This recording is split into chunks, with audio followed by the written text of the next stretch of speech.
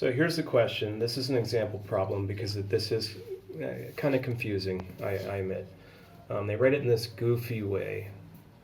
I say goofy, but to me this is a bit confusing.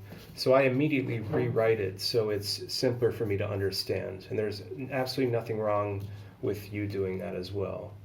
And here's the question. So for when x equal to all real numbers between +1 and 5. And then we have to find the expression for the inverse function, which this makes it seem really confusing, but this is easy, guys. We did this in 8th grade and in 9th grade.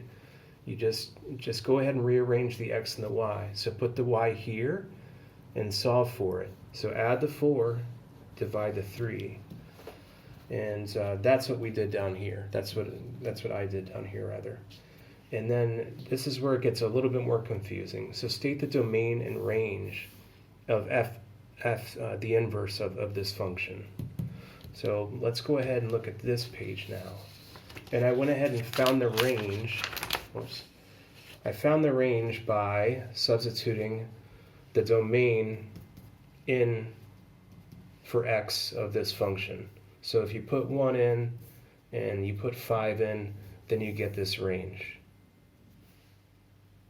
All right, and then now we're looking at part B. State the domain and range of the inverse of the function. Well, we have the inverse, which is here, and now we have to find the domain and range of the inverse.